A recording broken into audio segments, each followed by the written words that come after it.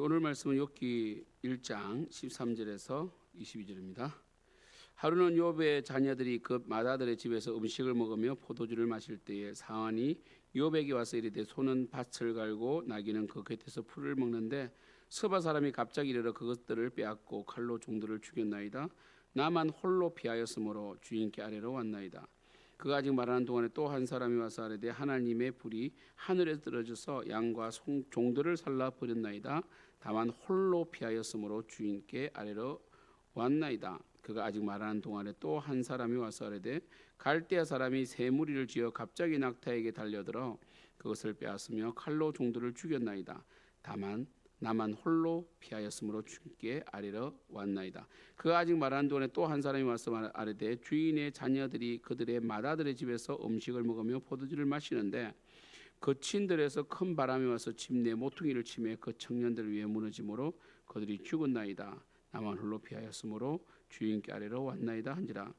욥이 일어나 겉옷을 찢고 머리털을 밀고 땅에 엎드러 예배하며 이르되 내가 모태에서 알몸으로 나와선즉 또한 알몸이 그리로 돌아가올지이다. 주신이도 여호와시요 거두신이도 여호와시오니 여호와 이름이 찬송을 받으실지니이다 하고 이 모든 일에 욥이 범죄하지 아니하고 하나님을 향하여 원망하지 아니하니라. 아멘. 우리 오늘 욥기 정말 유명한 말씀이죠. 사탄이 하나님께 말했죠. 하나님께서 욥이 얼마나 순전하냐, 이렇게 욥처럼 정직하고 온전하여 하나님을 경외하여 악에 떠난 자가 세상에 없다 했을 때 사탄이 뭐라고 했습니까? 하나님께서 울타리로 보호하시고 두르시고 복주시기 때문에 아닙니까? 까닭 없이 하겠습니까? 이 까닭 없이가 뭐라고요? 인간이란 존재는 대가 없이 하나님을 섬기겠습니까? 과연 대가 없이 하나님을 섬기는 인간이 몇 명이나 되겠습니까? 이 말이라는 것이죠, 그죠? 그래서 어제 우리가 묵상하면서 나는 까닭 없이 하나님을 섬기는가, 내 유익이 아니라 하나님 영광을 위해 살아가는가라고 묵상을 하기로 했죠.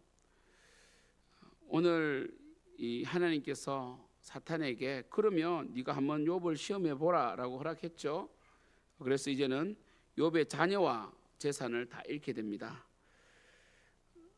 욥의 자녀들이 맏아들 집에서 음식을 먹고 포도주를 마실 때에 먼저 소유가 뺏기게 됩니다.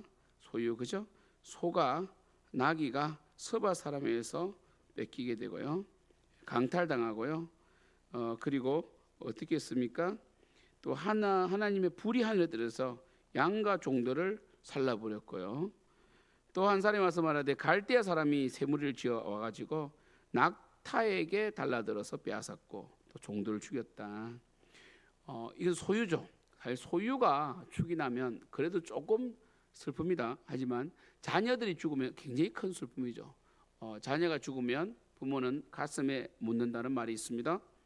이제 어떻게 했습니까? 사람들이 몰려와서 맏아들의 집에서 음식을 먹는데 큰 바람이 불어서 집이 무너져서 하루아침에 자녀들이 다 죽게 되었다라고 보고를 하고 있습니다. 20절 욥이 굉장히 슬퍼가지고 겉옷을 찢고 머리털을 밀고 땅에 엎드려 예배합니다. 욥이 예배했다는 것, 그리고 위대한 고백을 합니다.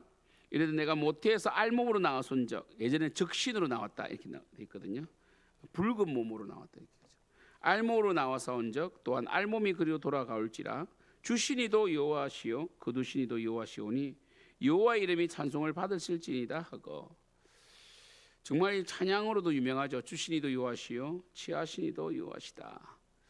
욥은 순전함을 지켰습니다. 욥은 소유가 다 뺏기고 자녀들이 하루아침에 죽음을 당했지만 욥은 믿음으로 버텼고 또 욥은 믿음의 고백을 하게 되었습니다. 특별히 22절에 이 모든 일에 욥이 범죄하지 아니하고 하나님을 향하여 원망하지 아니하였다. 범죄하지 아니하였고 원망하지 아니했다는 말은 뭡니까? 대꾸를 이루면서 하나님께 원망하지 않는 것이 범죄하지 않는 것이다. 반면에 하나님을 원망하는 것은 큰 범죄다 이렇게 말하고 있습니다. 여러분 같으면 어떻게 하겠습니까? 하루아침에 재산이, 사업이 망해도 이렇게 힘든데 자녀까지 하루아침에 죽게 된다면 우리는 어떤 마음일까요? 욥이 욥기에서 제일 핵심은 두 가지라 그랬죠. 하나는 욥이 처음에는 순전하다가 가면 갈수록 하나님께 의로움을 드러낸다는 거죠. 하나님 분명 잘못하셨다 이렇게 말했다는 거고, 또 하나는 하나님께서는 우리들이 피조물로서 하나님이 하시는 이 시종 일관 모든 일에 대해서 그저 아멘으로 받아들이고 왜라고 질문하지 않기를 원하신다는 것이죠. 왜냐하면 하나님은 선하시기 때문에 어떤 일 가운데서도 우리를 선하게 인도하신다는 믿음이 있어야 되는 것입니다. 욥은 믿음이 있었습니다. 우리가 하나님이 하시는 일이 선한 것이 아니라 하나님 자체가 선하시다는 것이죠. 그래서 하나님이 하시는 일이 선한 것이에요. 욥은 그의 삶에 엄청난 재난이 닥쳤다 할지라도 하나님의 선하심을 의심하지 않고 있습니다. 그래서 하나님의 이름이 높아지기를 바라고, 또 주신 이도 여호와시고 취하신 이도 여호와시다라고 고백하고 있는 것입니다. 사랑하는 성도 여러분, 우리는 믿음이 있어야 됩니다. 믿음이 있어야 됩니다. 믿음이 정말 중요합니다. 우리 믿음으로 살아야 하는 것입니다. 믿음이 무엇입니까? 믿음은 고백입니다. 하나님이 하시는 일에 원망하지 아니하고, 그리고 하나님의 주권을 인정하며, 분명히 하나님께서 주실 때도 이유가 있겠지만 취하실 때도 이유가 있을 것이다. 하나님은 선하십니다. 하나님은 나를 버리지 않습니다 라는 믿음이 있기를 축복합니다. 그래서 여러분의 삶 속에 지금 굉장히 11월 달은 우리 교회적으로 또 우리 가정적으로 개인적으로 중요한 한 달입니다. 수능이 있고요. 우리 귀한 자녀들이 수시 발표들이 1차 나기 시작하고요. 그리고 이 수능으로 체제를 맞춰야 되고 면접을 봐야 되고 실기를 봐야 됩니다. 정말 믿음이 필요합니다. 또 우리 청년대학부는 또 올 한 해 나이를 넘겨야 되는 아픔이 있고요. 또 사업하시는 분들은 올해 연말 마무리를 잘해야 되는데 지금 굉장히 하마스와 이스라엘 전쟁과 우크라이나, 러시아가 우크라이나 침공함으로 전 세계 경기가 얼어붙고 있습니다. 제조업은 제조업대로 힘들고 수출 막혀 있고요. 사업하시는 분들은 굉장히 힘듭니다. 직원들에게 월급을 주기도 힘듭니다. 직장 다니는 사람들은 지금 직장 월급이 몇 달째 밀려 있는 우리 직장인들도 있습니다. 우리는 이때 원망해서는 안 됩니다. 물론 원망이 나옵니다. 힘듭니다. 하나님, 이 어디 계십니까? 그러나 이 구조적으로 전 세계에 부르닥치는 불황은 기독교인이라고 꼽기를 걸을 수는 없는 것입니다. 우리는 늘 우리의 미래의 일을 예측할 수 없기 때문에 준비를 하는 것이죠. 있을 때 더 전락하고 있을 때 준비하지만, 그렇게 해도 때로는 하나님께서 강하게 우리를 밀어붙일 때가 있습니다. 그러나 그때 우리는 이 욥의 고백을 기억해야 됩니다. 우리는 알몸으로 나왔고 알몸으로 돌아갑니다. 그래서 우리는 이때까지 하나님을 섬겨왔던 것과 하나님 주신 걸 누린 것이 감사할 뿐입니다. 우리는 아무것도 가지고 온 것이 없습니다. 그리고 우리는 마지막 날에 하나님을 섬긴 것만 가지고 천국을 갑니다. 그리고 우리는 어떻게 해야 됩니까? 어떠한 상황과 어려움 속에서도 하나님을 원망하지 아니하고 주님을 섬기는 그 자리에서 벗어나지 않기를 축복합니다. 믿음의 사람은 어떠한 상황과 어떠한 순간 속에서도 하나님을 섬기는 것에서 하나님 사명을 놓지 않습니다. 그리고 원망하지 않습니다. 그 부족한 가운데서 최선을 다합니다. 이것이 믿음의 사람인 것입니다. 욥은 비록 자녀와 그리고 재산이 하루아침에 다 몰락하고 이렇다 할지라도 하나님 원망하지 아니하였고 다시 그 자리를 찾고 그 마음을 잡습니다. 왜냐하면 욥의 모든 존재와 욥의 모든 소망이 소유나 그 자녀의 자랑에 있지 않았기 때문입니다. 욥은 자녀들이 생일날이 되면 혹시 범죄했을까 봐 제사를 예배를 드릴 정도로 자녀들이 죄인임을 아는 자입니다. 우리는 죽음이라는 것은 죄의 결과이기 때문에 자녀들은 어차피 또 죽는 존재고 또 하나님께서 일찍 데려가는 데는 이유가 있다는 것을 욥은 인정했다는 것입니다. 그리고 재산도 하나님이 주신다면 또 주실 것이라고, 이 재산으로 인해서 내가 교만할 것 같으면 차라리 없는 것이 낫다는 그런 믿음이 있었을 것입니다. 그래서 1장 21절의 고백은 최고의 고백이고, 이 고백은 정금 같은 고백인데 결국 욥은 가면 갈수록 이 의를 드러내고, 내가 이렇게 열심히 어렵게 살았는데 하나님께서 왜 이러십니까? 라는 불평을 조금씩 드러내기 시작합니다. 그러나 결국은 우리 욥, 하나님께서 욥을 통하여 결국 쓰시고 욥을 통하여 이 고난을 어떻게 감내해내야 되고 하나님께서 어떻게 구해야 되는지를 우리를 하여금 가르치고 있는 것입니다.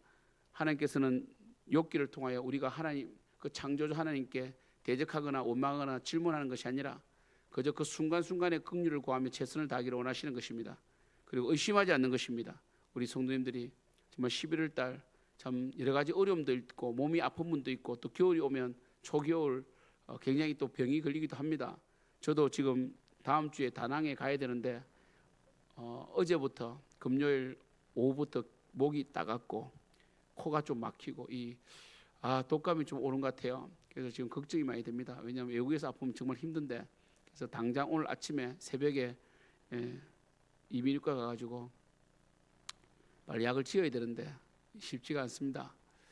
아무튼 우리 사랑하는 성도 여러분, 우리가 믿음으로 살고 정말 비록 연약하다 할지라도 약한 데서 강해지고 사도 바울이 고백한 것처럼 나는 약한 것을 자랑한다고 했던 것처럼 우리의 약함이 주님을 더 의지할 수 있는 요소가 되고 또 우리 가운데 결핍이 있다 할지라도 원망하지 않고 감사하며 주신 것에 감사하며 믿음으로 나가는 저희들 되시길 축복합니다. 기도하겠습니다. 하나님 아버지, 욥의 고백은 정금 같은 고백이고 그는 정확한 말씀에 기초한 하나님의 선하신 뜻에 기초한 고백이었습니다. 우리 또한 우리 삶에 작은 어려움과 큰 어려움이 있습니다. 그럴 때 하나님을 원망하지 않도록 도와주시고 하나님을 인정하고 하나님의 주권을 인정하며 선하신 하나님을 의지하는 저희들 되시도록 역사하여 주시옵소서. 특별히 내일 또한 주일 예배 가운데 은혜 주시고 우리 성도님들 삶을 붙들어 주시고 독감이나 코로나 같이 이렇게 정말 전염병 걸리지 않도록 도와주시고 예배 온전히 들을 수 있도록 길을 인도하여 주시며 가정을 회복시켜 주시고 삶의 기도 제목 가운데 하나님께서 응답하여 주셔서 늘 우리를 겸손케 하시고 하나님의 뜻 안에 순종하는 저희들 되시도록 역사하여 주시옵소서. 감사하고 예수님의 이름으로 기도드립니다. 아멘.